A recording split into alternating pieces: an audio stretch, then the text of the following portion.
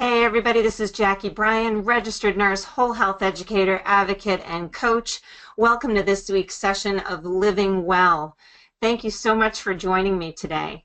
Before we get started, if you could just look below this video, you're going to see a health action sheet available for download. If you could take a moment and just download it, it's a wonderful resource to complement the topic that we have for today. So what is the topic for today? Well, today we're focusing on zombie eating. Well, what is zombie eating? Well, you see it right there. All these people sitting right in front of the TV and consuming their food. In our crazy, busy, overscheduled society today, oftentimes we're grabbing food on the fly, in the car, standing up.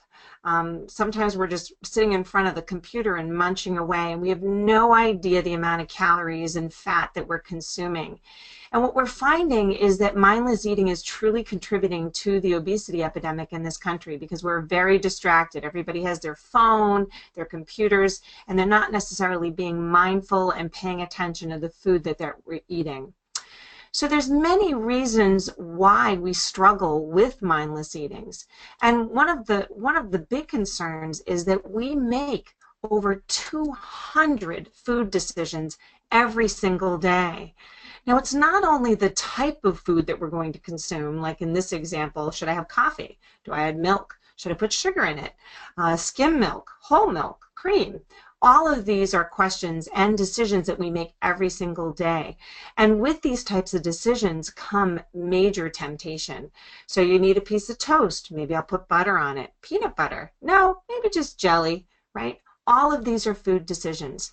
Now, when your willpower is really high, that can be very helpful, right? If your willpower is really strong, you're able to counteract some of these big challenges, like should I have champagne in my orange juice? Well, no, it's Monday. I'm not going to have champagne in my orange juice.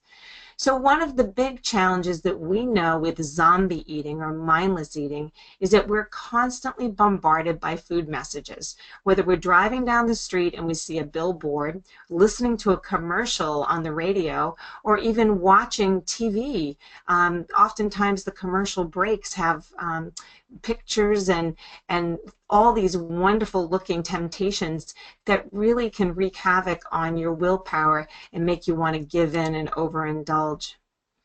So according to Dr. Brian Wansink, he is a psychologist of food, a food psychologist, and also a lead researcher at Cornell University in obesity.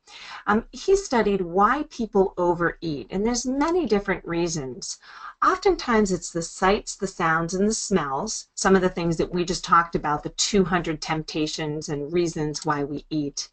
Also distracted eating, that's the mindless eating that we're going to be talking about today. When we are distracted, we're not paying attention to those internal cues that tell us we're full, satisfied, or even hungry. So we've really lost touch with what our internal cues are saying in terms of our hunger levels. In some of my classes I teach, it's almost like we've detached our brain from our body and we just eat in response to emotions, and that's really causing a huge problem with the obesity epidemic in our country. We have food stimulation everywhere, so that's a real challenge. And fast food is so easy to get. We are no longer a country where there's huge issues when it comes to not being able to find something to eat after hours. There are restaurants and things that are open 24/7, which can make it easy for you to find food. The problem is that it can lead to emotional and overeating. Portion distortion. When you go out, oftentimes you're going to see huge portions of food that lead you and tempt you into wanting to eat and overconsume more than you necessarily need to. And also these giant packages and dishware. Back 20 years ago, our dishes, the standard size was about 9 inches, and now they're 12 inches. Now that we have 12 inches of dish to put food on, that's a heck of a lot more surface area to pile on different types of food, which can lead to overconsumption. And then there's quite a bit of variety. And I'm not saying variety is bad. I'll be the first one to say when it comes to fruits and vegetables, get as much variety as you want. But oftentimes when we're given so many choices, multiple choices, it's difficult to make decisions. And then we want a little bit of everything. Think about the last time you went on vacation and you had a huge buffet with, all sorts of delicious foods and multiple desserts. It made it very challenging to make some of those decisions, especially healthy decisions. So what is zombie eating? So we're here talking about zombie eating. Zombie eating is any time you're eating something when your brain is somewhere else and you're not listening to those internal cues that tell you you're hungry or you're full.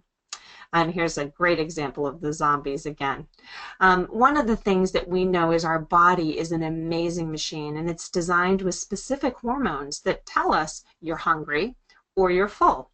One hormone in particular is ghrelin, and I always go grrr when I talk about ghrelin. Ghrelin is the hunger hormone. It is the hormone that says, hey, Jackie, you're hungry, you need to eat something. It tells your brain that. Leptin is produced in your fat cells, and leptin actually tells your brain that you're full. When you're mindlessly eating, you're not paying attention to any of those hormones. Leptin and ghrelin go out the window, and you're just eating in response to an emotion or even as a hobby or some sort of an activity. So how are you going to tame this zombie? Well, it's not easy. The first thing that you can do to start taming the zombie is to turn off that computer or the TV, decrease the amount of screen time that you have, and really focus in on your environment. Set up a healthy environment. So sit down and treat yourself almost like you would if you were going out on a date. Set a nice place setting. Don't eat out of a paper bag. That visual satisfaction is incredibly important. We're looking for physical satisfaction when we eat, but visual satisfaction is so important when we're especially trying to watch our weight. Spreading food out so that it looks good can really help with weight management. Sitting down to eat, I talk about this all the time. If you made a rule for yourself that 100% of the time I will sit down when I eat, you'll be ahead of the game when it comes to staying in control, because it would eliminate a lot of the, eating in front of the stove, standing up and eating on the run. If you made that rule to sit down each time you ate, you'd be in good shape. Visually satisfying meal, creating that's what we just talked about with that visual satisfaction. And then distancing yourself from food. So if you're in that high stressed or you're sitting down watching TV, there's a couple ways that you can approach having a snack. So one is you can just pause the TV if it's an on-demand thing and sit down and pay attention to the food that you're eating. You'll enjoy it a lot more, and then you'll remember that you ate it, and most likely that will decrease your hunger, hopefully. The other option, if you are going to eat something while you're tuned out or tuned in to a TV show, then make sure you plan out and pre-portion an amount that's going to be a good fit for your plan so that you don't overindulge. And then draw that imaginary line so that you're not going to overeat. Pause and create a speed bump. I love this technique. Pausing and creating a speed bump, meaning if you're out with people, sometimes it's really hard to pay attention to how much you eat because we know that you get distracted with conversation. So what you can do is take a peek at your plate and draw a little line down the plate with your fork or knife and scoot it off a little bit to the side. And that way, once you finish eating a portion, you know that that line is representing that speed bump, and that speed bump is your signal to pause. So again, creating an imaginary line or even an actual physical line where you're cutting the food in half and moving it to a side of your plate, and that you'll know that when you reach that line, that will be a sign that you need to slow down and think about, do I really need more food? So it's a great way to pause, and that way you're not going to be as distracted from the conversation and you'll be more present. Pre-plan your food intake.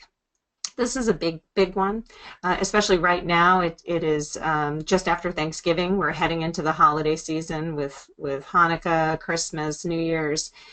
Pre-planning the food that you're going to eat during this high stress and very busy time can be critical and incredibly helpful in offsetting some of the mindless munching that happens. So definitely a great strategy. So you're going to notice on the sheet that I gave you for download is that there's several steps that you can take to mindlessly eat.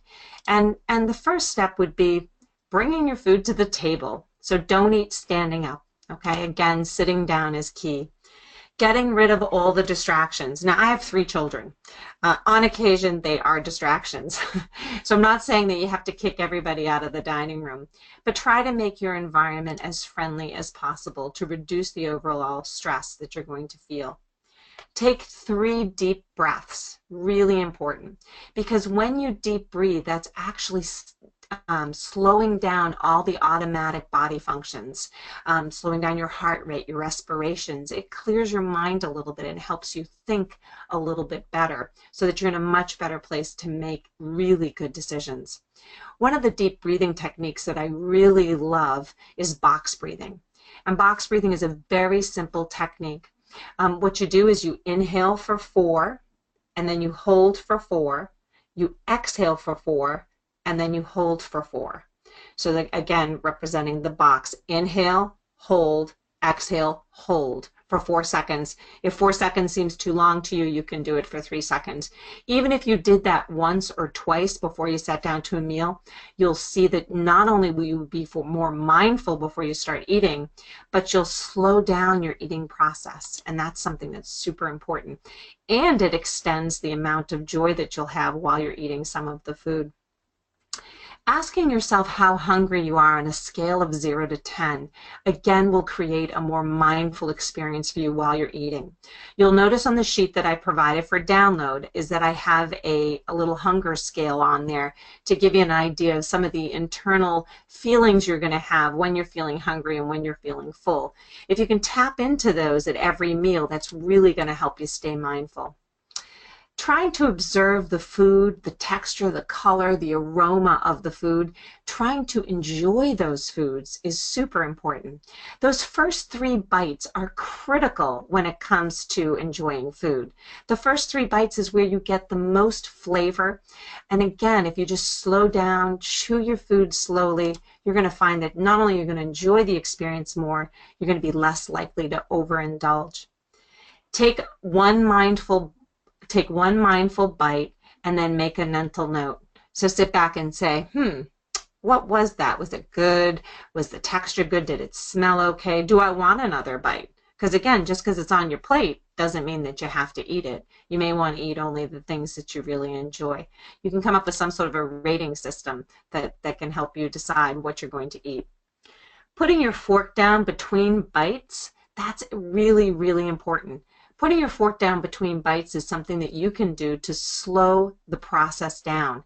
And when you slow things down, you're going to be more mindful. The general rule of thumb is that it takes about 20 minutes or so to feel full or satisfied. So I want you to think about that. So when you're eating something, do your very best to slow down. And then enjoy your meal. Enjoy the people that you're with, and do your very best to enjoy it rather than obsessing about the food. So the training sheet that I provided you is going to have a lot of this information. It's going to cover the reasons why we eat or overeat. It's going to talk about some of the ways that you can tame that zombie.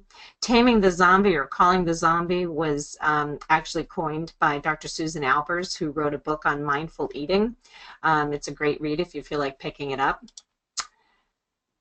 So this is a quote from Dr. Wansink. The solution to mindless eating is not mindful eating. It's rearranging your environment. Our homes are kitchens, so we mindlessly eat a little less than mindlessly eating more than we want. So basically what he's saying is if you surround yourself with whole foods, healthful foods, you're going to be less likely to overindulge in bad stuff. So if you do overindulge, you're going to be overindulging in the whole foods, which are going to lessen the damage to your weight. So again, environment is an incredibly important piece of this whole process. So what are you going to do at this point to tame your zombie? We all have reasons and things that cause us to overeat. I know for me, it's when I'm tired, it's late at night, and I'm sitting in front of the TV. I just want to zone out and munch. So what I want you to do is think about the things that lead you to overindulge, and what are some of the strategies that you can do to reduce the likelihood that you're going to overeat. So again, how are you going to tame your zombie? If you get a chance, write me. Send me an email. Let me know how you're doing. My email is emailme@jackiebryan.com. Have a wonderful day, and thanks so much for taking the time to watch this video.